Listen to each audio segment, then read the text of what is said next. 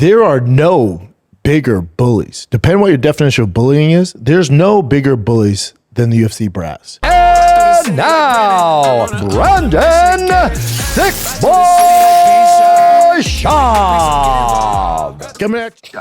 He plays the whole, I don't understand the language. And people go, oh, it's language barrier. There's no fucking language barrier. He's going in to fight Stipe in Boston. Well, after the press conference, he comes over to me and he grabs me. And he says, let me tell you what's going to happen. His English is fucking great. When this fight's over, you're going to book me a private plane to Paris. I laughed and said, oh yeah? He goes, I'm not joking. Okay. Stipe Miocic beats the shit out of him. That ended that whole conversation. Should have fucking cut him that day. Performance Institute, everything's free and do all this stuff. This guy was fucking living there. He had just fought, comes up to my office. And he was pissed off that he didn't get a $50,000 bonus, arguing with me. The conversation's over. I'm starting to leave. And he grabs me by my shirt and like pushes me back in my office. And I said, dude, get your fucking hands off me. Those were the words that came out of you when Francis Ngannou grabbed you by the shirt? Yeah. I would have been like, I hated this shirt. It's too tight. I could see in this guy's face and in his eyes and in the way he's acting who this guy really fucking is. And then my guy Hunter, they were talking about something. And when Hunter started to walk away, Francis grabbed him by the fucking back of his collar and fucking pulled him back. Said, we're not done talking yet. If you look now he's over and he's done a deal with PFL in Saudi Arabia. And now he's asking to fight, me and John Jones need to fight and fucking, I'm sure they wish they never fucking signed him. Really? You know what I mean? Yeah. And I don't have to hear one word from any of those guys over there to know. Because I know. I've dealt with him. I know who he really is. And yeah. I could see him. Oh, boy. Listen.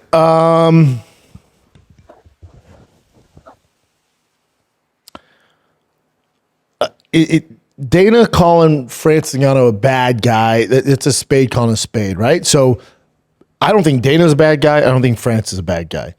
I've heard rumblings of Francis having some bullying tactics around the UFC, stuff like that. I've heard that. I knew shit before he fought Stipe and his head was big. He told Dana to, gas up the private jet and made all these demands. I get that. And, he was newer to it. I get all that. None of this is surprising to me. I've heard of multiple fighters get into it with UFC brass before. But I'll say this. I'm not defending putting your hands on anybody, stuff like that. But what I will say is over the entire course of the UFC, as long as it's been around, from matchmakers, Joe Silva, not Mick Maynard. I've never dealt with him. He's a great dude. But with the old school guys, the Joe Silvas of the world, the brass, the original dudes, including Dana, there are no bigger bullies. Depending on what your definition of bullying is, there's no bigger bullies than the UFC brass. The disrespect behind the scenes to managers, to fighters directly, including myself, the text I got from UFC brass after a fight would make anybody so upset. It would blow your mind the way they talk to these fighters. They talk to these fighters like they own them, like they're property. So when the toughest men on the planet who fight for a living feel disrespected, their way of communicating is through physical action. And this is a byproduct of that. So there's going to be a lot of fighters who aren't going to say this because, they get paid from the UFC or they're still working with them. A lot of us are going, good for Francis. I'm just telling you. They might get on their Twitter like, oh my God, can you believe Francis did this? The majority are going, good for Francis. Because I couldn't have done this. The way he talked to me, the way Joe Silva fucking talked to me. Now that I'm not part of the organization, if Joe Silva or Dana talked to me like that now, I would take this fucking size 13 and cram it down his fucking mouth. So you got to realize that you're dealing with the elite of the elite when it comes to fighting from all different parts of the world. And you hear about this disrespect. If all the fighters that have fought for Dana and fought for Joe Silva and fought for that old school regime, if they told you the stories of the disrespect they've dealt with for years and couldn't do it, it would blow your mind. And there's other stories of fighters sticking up for themselves. Francis isn't sticking up for himself, but there's other fighters lashing out at UFC brass and employees that you don't hear about.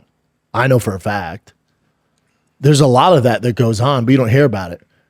But we're hearing about it now because this is a way to, suppress Francis and get in a fight with John or whatever they're trying to do. That's all this is.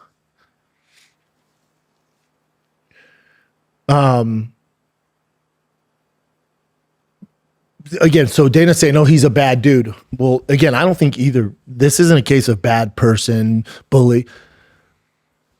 Where was this energy when Ira Hawani did something that the UFC brass didn't agree with, even though it was his job at the time, and your goons, Dana's personal security, picked Ariel up and pinned him against the wall with physical force?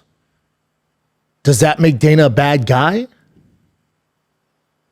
Now he's going to say, I never condoned that. I can't believe they did that. Bullshit. You think those security guards know Ariel and what he did? No. And that ain't the only story I could give you guys. So you reap what you sow.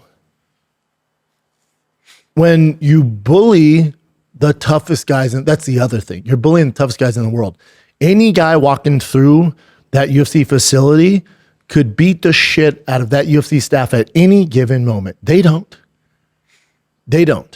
But when you constantly talk shit to them of their livelihood, their performances, and it's so stressful, there's going to be some recourse. There's going to be some rebuttals.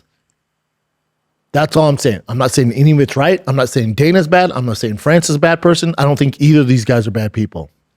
This is the underbelly of professional sports. This is the underbelly of professional cage fighting at the highest level. You're dealing with the toughest people in the world. You're also dealing with the most cutthroat business owners in the world. You mix those two together, and the business owners aren't tough guys. They're not tough. But they talk to these fighters like their property, like they own them, they underpay them, and it goes on for your entire career. So yeah, some guys, these stories will leak out, and there's tons of them. These stories will leak out that make Francis look like a bad guy. Francis is not a bad guy. Dana's not a bad guy. But this is a spade calling a spade. That's all this is. I'm not condoning what Francis did, but you reap what you sow.